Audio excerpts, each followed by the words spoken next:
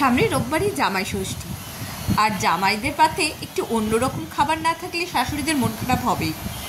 শাশুড়ি মা, শাশুড়ি, শ্বশুর সবাই চায় যে এই একটা দিন, এমনিতে শ্বশুর শাশুড়ি জামাইদের প্রতিদিনই আদর করতে চায়, কিন্তু সেটা হয়ে ওঠে না।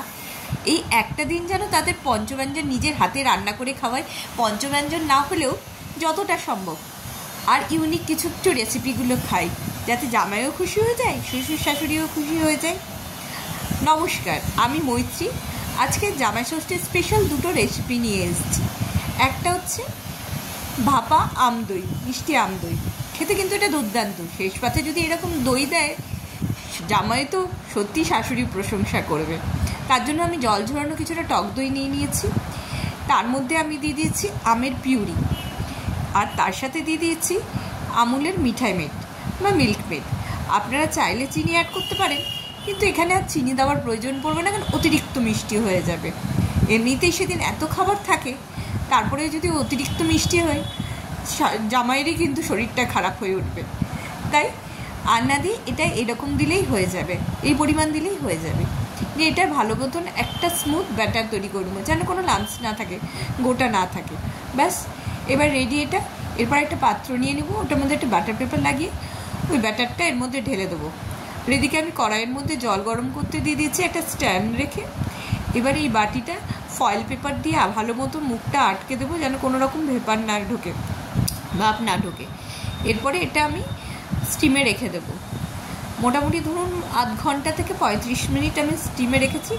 ব্যাস, তাহলেই রেডি আমাদের ভাপা মিষ্টি আম দই। আর ডেকোরেশনের জন্য আমি ওপর থেকে আম দিয়ে দিয়েছিলাম একটু, আর দিয়ে দিয়েছিলাম পেস্তা কুচি।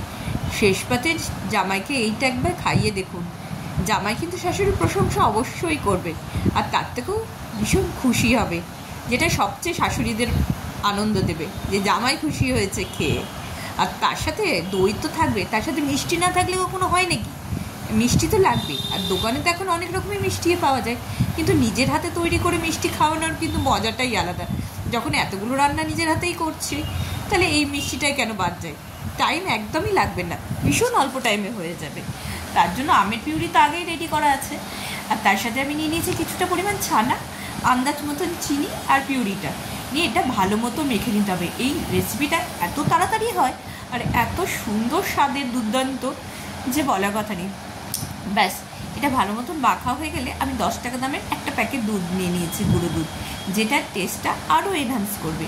এই মাখা হয়ে গেলে একটা মাটির পাত্রে এই ব্যাটারটা দিয়ে দিয়েছি, ছানা মাখাটা নিয়ে ওপর থেকে পেস্তা কুচি, আমন্ড কুচি দিয়েছি। আপনারা চাইলে কাজু, কিশমিশ দিতে পারেন, আমি ব্যাস এই দুটোই দিয়েছি। এবার কড়াইয়ের মধ্যে আমি লবণ দিয়ে দিয়েছি, যেই কড়াইটা গরম হয়ে যাবে বাটিটা বসিয়ে দিয়েছি, নিয়ে আমি একটা ঢাকা ঢেকে দিয়েছি। মোটামুটি এটা আমার হতে টাইম লেগেছে ওই 35 মিনিট। তারপরে একটু চাকু ঢুকিয়ে দেখছি যে ব্যাস এটা হয়ে গেছে। এবার এটা নামিয়ে নিয়ে ফ্রিজে আধ ঘন্টার মতো, আধ ঘন্টা থেকে 1 ঘন্টা রেখে দিয়েছিলাম। একদম ঠান্ডা ঠান্ডা এই আম পোড়া সন্দেশটা খেয়ে দেখবেন। কেমন লাগলো এই দুটো রেসিপি অবশ্যই জানাবেন, আর দেখার জন্য অনেক ধন্যবাদ।